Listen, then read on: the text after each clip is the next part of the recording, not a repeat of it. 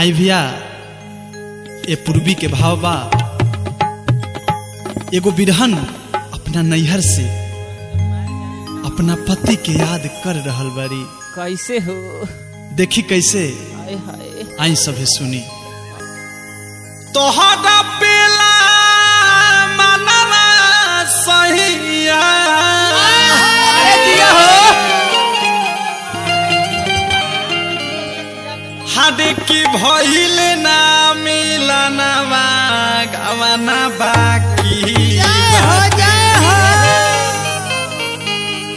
ओ हो राजा जी हो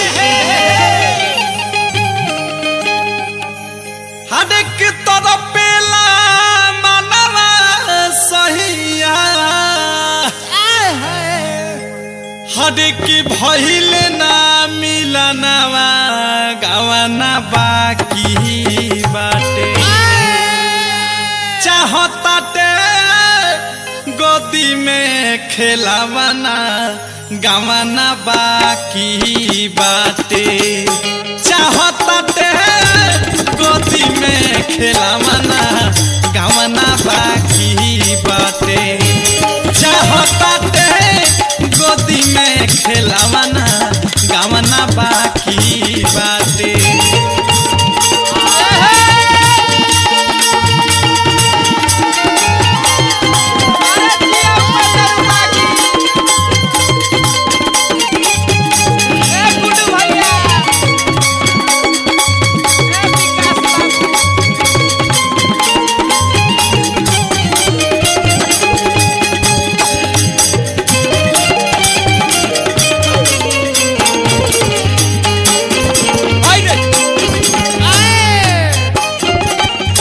और कैसे कहती औरतिया कैसे हो? देखिए एगो बिरह के भाव लागल है। कैसे कहती है भैया?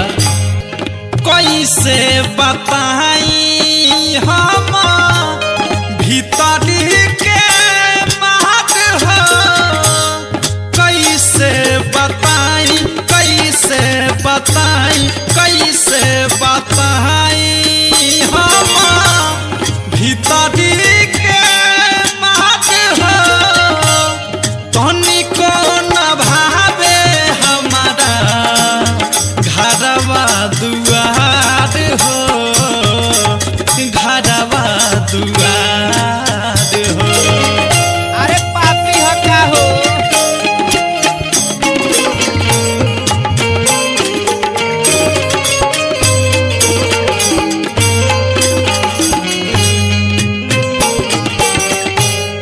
कैसे बताई हम भीतरी के बात हो तनिको न भावे हमारा घरवा दुआर हो घरवा दुआर हो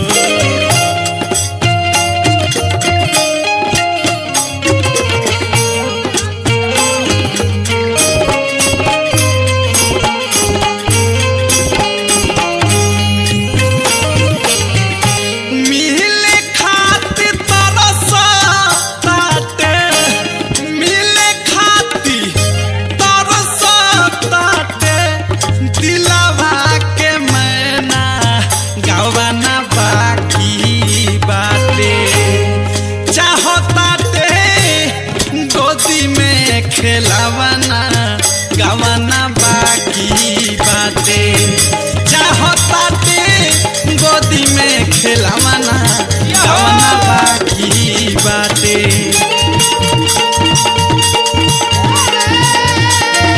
क्या बात है नगेंद्र भैया?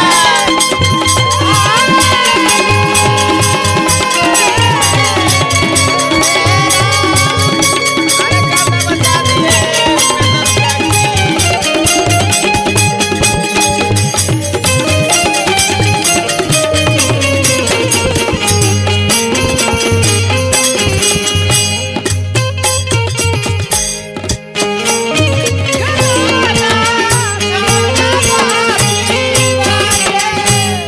और ये औरतिया कैसे कहत रही आगे? कैसे हो बाबू?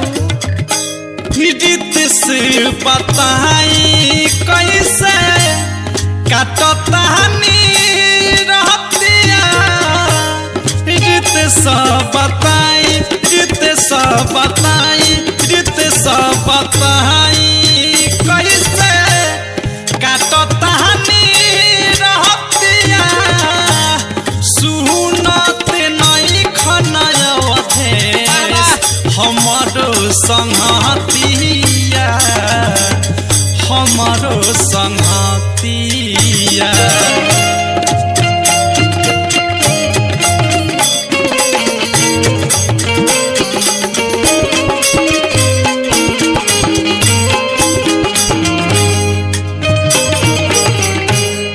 रीत सब बताई कहीं से काटतानी रहतिया सुनत नहीं खनयवधेश हमारो संगतिया हमारो संगतिया